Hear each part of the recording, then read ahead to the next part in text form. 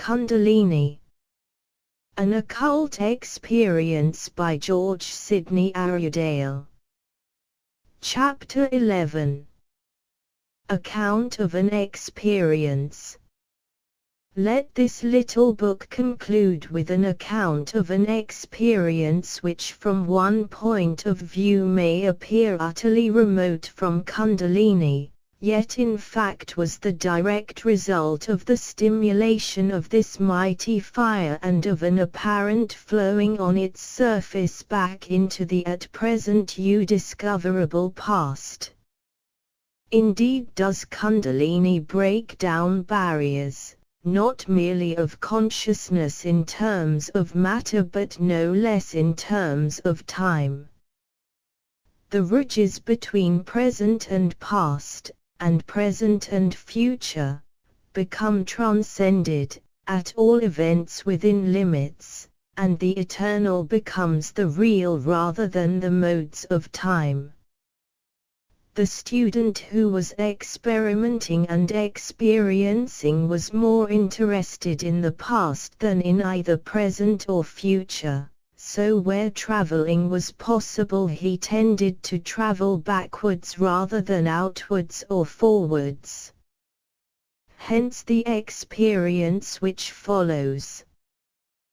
The student finds himself on a stream of Kundalini, and moves on the stream towards time's beginnings so far as this particular evolution is concerned.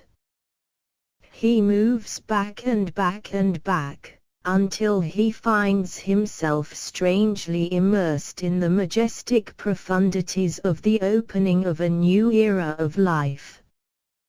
He looks about him, though who exactly this he is he does not know, largely because he does not care. It is that at which he is looking that absorbs him. He sees before him how entirely inadequate are descriptions which must needs be couched in small physical terminologies, a vast expanse of substance. Matter is not the right word at all, nor even is substance. The word sea would be better if it did not so forcibly connote liquid.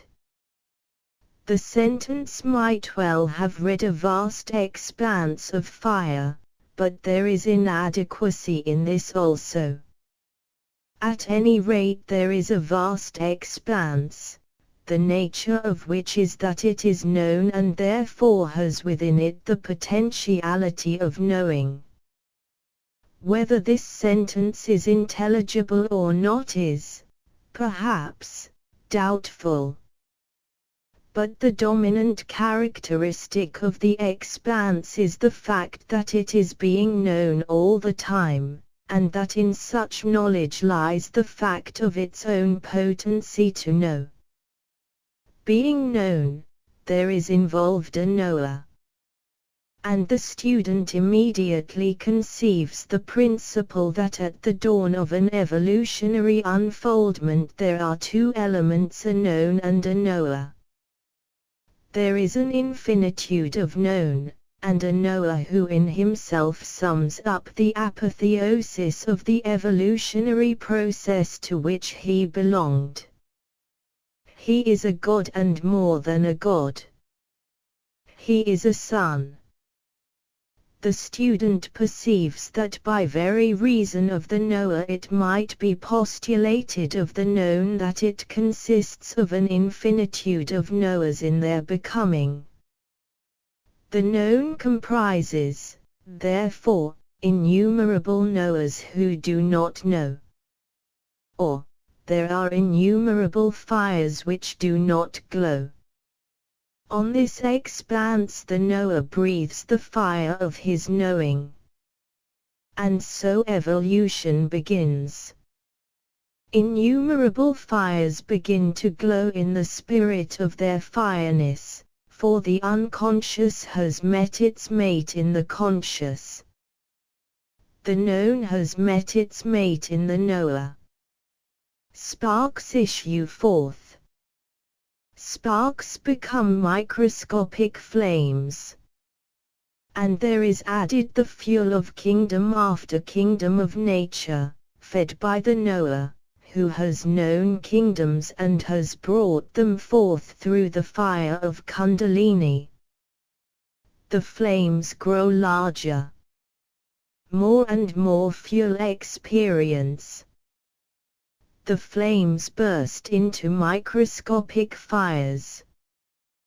The fires expand into conflagrations, towering greatnesses of fire.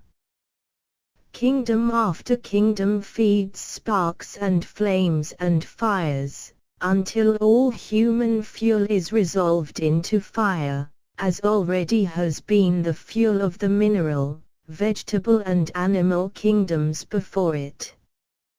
And then fires triumphant enter into the essence of fire. The very form of fire is consumed, and the life of fire shines forth in perfect purity. From fire form to fire life. Thus onwards into immeasurably transcendent regions, in which, perchance, even the essence of fire merges into that which lies beyond. Thus from being known, the known becomes the knower. And the knower withdraws into the transcendence of being. On the bosom of being he rests for recreation.